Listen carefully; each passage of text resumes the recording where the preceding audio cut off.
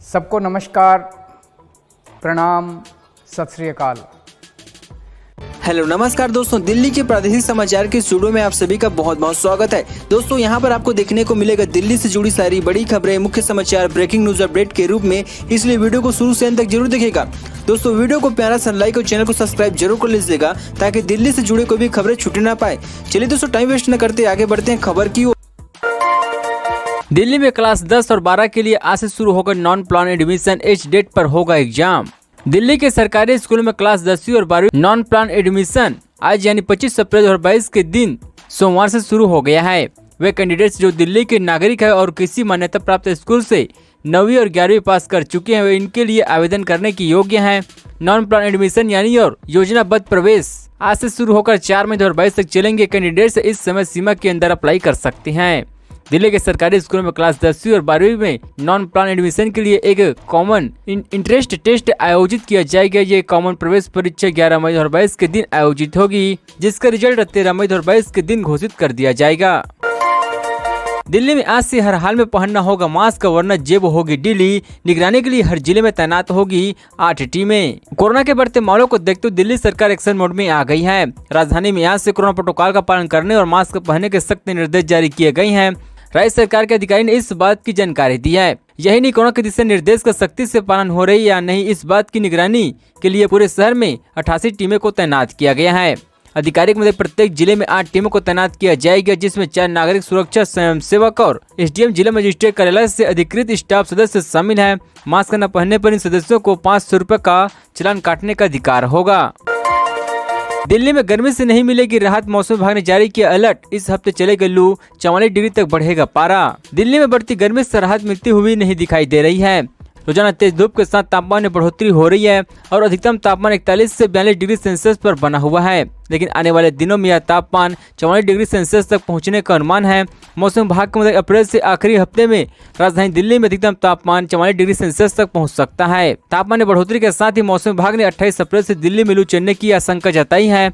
दिल्ली में रविवार को अधिकतम तापमान 39.5 डिग्री सेल्सियस रिकॉर्ड किया गया है। वहीं सोमवार को जहां न्यूनतम तापमान 22.7 डिग्री सेल्सियस और अधिकतम तापमान 41 डिग्री सेल्सियस तक रिकॉर्ड किया जाएगा। हालांकि सोमवार को मौसम विभाग के मुताबिक अधिकांश रूप से बादल छाए रहेंगे, लेकिन इससे फिलहाल गर्मी से राहत मिलने के खास आसार नजर नहीं आ रहे हैं।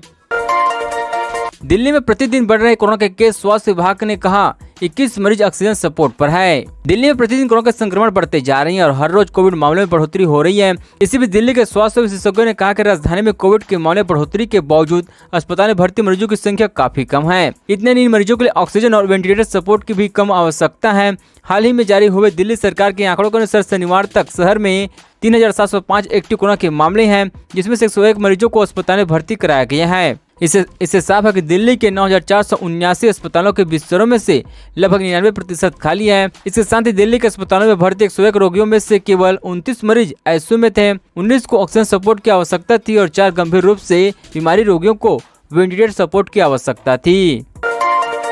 दिल्ली में बढ़ने लगे कोरोना के मामले, शिक्षकों की फिर लगाई जाएगी कोविड-19 ड्यूटी। दिल्ली में कोविड की हर रोज मामले में बढ़ोतरी हो रही है। इसी बीच दिल्ली सरकार शिक्षकों को फिर से कोविड-19 की ड्यूटी के लिए बुला रही है। मतलब साफ है कि कोरोना महामारी में जो काम दिल्ली के शिक्षकों ने पहले किया था, वह एक बार फिर से इस काम के लिए तैयार हो जाए, क्योंकि दिल्ली में कोरोना के मामले लगातार वृद्धि हो रही है और इसी कारण से एक बार फिर से शिक्षकों को ड्यूटी लगाई जाएगी। हालांकि कुछ शिक्षकों को अभी भी कोविड ड्यूटी पर रखा गया है, क्योंकि दशहरा जिले में कोविड ड्यूटी कर वरिष्ठ माध्यमिक कक्षाओं में पढ़ाने वाले 5 स्नातकोत्तर प्रशिक्षित शिक्षकों सहित 30 शिक्षकों की मांग की गई है।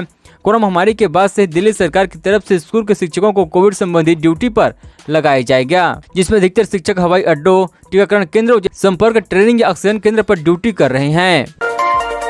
दिल्ली सरकार ने आश्रम अंडरपास से किया लोकार्पण, 1550 मीटर ईंधन की बचत का दावा। दिल्ली के केजरीवाल सरकार ने दिल्ली वालों को एक बड़ी सौगात दी है। रविवार को दिल्ली के उप मुख्यमंत्री व पीडब्ल्यूडी मंत्री मनीष सिसोदिया ने 410 मीटर लंबे 4 लेन वाले अंडरपास का लोकार्पण किया है। इस अंडरपास के शुरू होने से लाखों यात्रियों को काफी फायदा होगा और उन्हें लंबे जाम में फंसे रहने से भी निजात मिलेगी। डिप्टी सीएम मनीष सिसोदिया ने लोकार्पण के बाद आश्रम अंडरपास और औपचारिक रूप से जनता की आवाजाही के शुरू कर दिया गया है।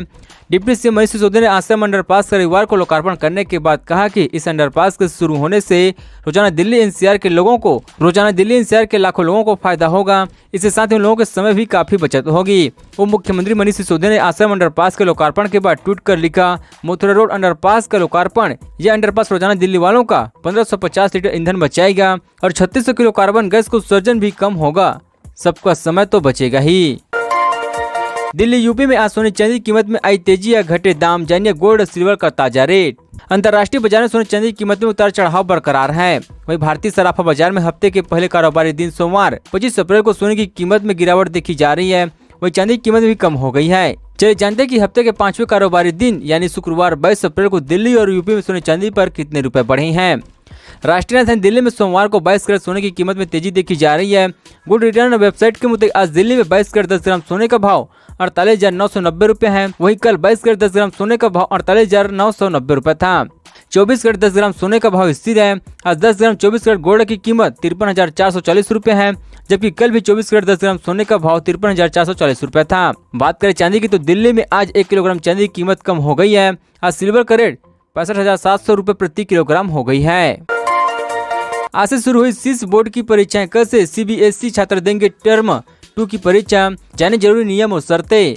आज बोर्ड परीक्षाओं का दौर चल रही है, जहां कई बोर्ड की परीक्षाएं हो चुकी है, वहीं कुछ की चल रही है और कुछ की अभी शुरू हुई है। उदाहरण के लिए सीआईएससी की 10वीं की परीक्षा आज यानी 25 अप्रैल दिन सोमवार से शुरू हुई है। वहीं 12वीं की परीक्षाएं कल यानी 26 अप्रैल से शुरू होगी। यही सीबीएसई बोर्ड की टर्म 2 की परीक्षाएं भी कल यानी 26 अप्रैल दिन मंगलवार को शुरू हो जाएगी। Counselling for the Indian school certificate examination और central board of secondary education दोनों की परीक्षाएं टर्म 2 के लिए आयोजित हो रही है। टर्म 1 की परीक्षा पहले ही आयोजित हो चुकी है। कोरोना के कारण इस बार परीक्षाओं का स्वरूप बदल गया था। मीडिया रिपोर्ट की माने तो इस बार इस परीक्षाओं में करीब 50,000 छात्र हिस्सा ले रहे हैं। 1 करोड़ रुपए लूटने के बाद माता वैष्णो देवी के दर्शन करने पहुंच गए आरोपी, पुलिस ने किया गिरफ्तार।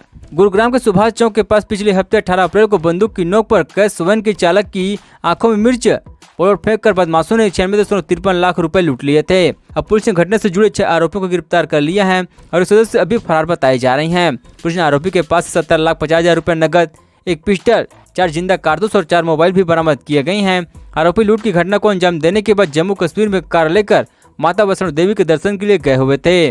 जब आरोपियों की पुलिस को जानकारी मिली थी, एक टीम इन्हें पकड़ने के लिए कटरा पहुंची। हालांकि तब तक वहां तीनों बदमाश दर्शन कर निकल चुके थे। वहीं पुलिस ने आरोपी को पकड़ने के लिए हिमाचल, पठानकोट और अंबाला बॉर्डर पर टीम तैनात किया था। जब टीम को आरोपी के कटरा से निकलने की जानकारी मिली तो टीम ने toll plaza Ambala Ludhiya road पर जाँच शुरू कर दी।